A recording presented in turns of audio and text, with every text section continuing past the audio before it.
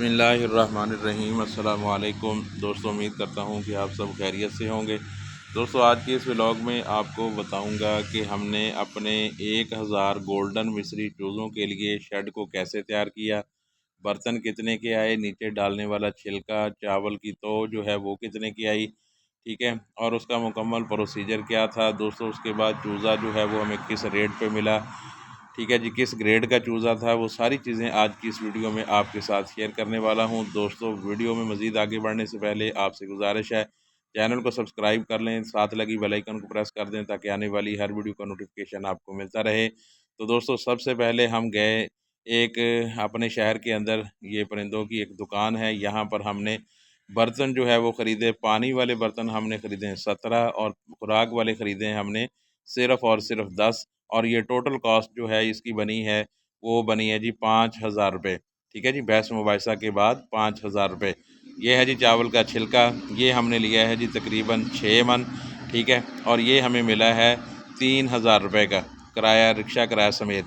ये बर्तन धोए जा रहे हैं जी। उसके बाद ये है जी साइड पे लगने वाली तरपाल, ठीक है, और तरपाल जो है दोनों साइड की जो हमने ली है वो उसकी जो पैमाइश है वो बनती है तकरीबन 55 7.5, ठीक है जी, 55 फुट लंबी है और 7.5 फुट जो है वो चौड़ी है दोनों साइड की, और एक दरमियान में लगाने वाली जो है वो रेड कलर की हमने ली है। तो ये टोटल जो है बना है तकरीबन हमारा 14,700 रुपये जी। ये दोस्तों हमारा चूज़ा जो है अल्हम्दुलिल्लाह माशाअल्लाह माशाअल्लाह ये फार्म पर पहुंच चुका है। दोस्तों, ये ए ग्रेड का चूज़ा जो है हमने लिया है, और हमारे ये शहर चीचा वतनी के अंदर ही ये हैचरी है जहां से हमने ये परचेज़ किया है।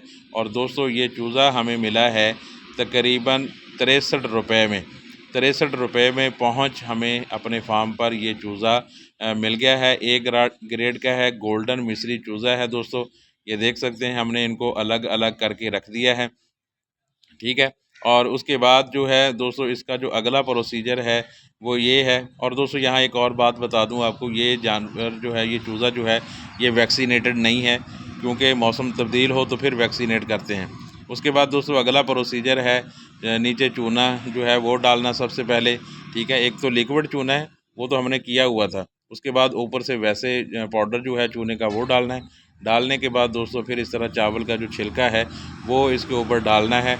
डालने के बाद फिर उसके ऊपर अपने चूज़ों को आपने छोड़ना है, ठीक है जी। ये छिलका जो है इसकी लेयर जो है वो ज़्यादा भी ना हो, ठीक है, और कम भी ना हो कि चूज़ों के नीचे से जो है वो वाइट वाइट से जो आ जाता है ना फर्श नीचे नज़र, वो नहीं आना चाहिए, ठीक है। अच्छे के तरीके के साथ इसको आपने जो है छिलके को नीचे बिछाना है ताकि चूज़े जो हैं वो आपके, क्योंकि ज़ाहिर सी बात है फ़र्स्ट टाइम के हैं, और तकरीबन ये समझ लें कि जब हमारे फार्म पर आए हैं तो सिर्फ़ और सिर्फ उनकी जो उम्र थी उस वक्त वो सिर्फ 12 घंटे थी, ठीक है, 12 घंटे की उम्र थी। और यहाँ पर हमने उनको 4 घंटे इसी तरह ट्रे के अंदर ही उनको रखा है, और 4 घंटे ट्रे में रखने के बाद फिर हमने उनको मुकम्मल जो है वो नीचे करने के बाद हमने उनको छोड़ दिया है।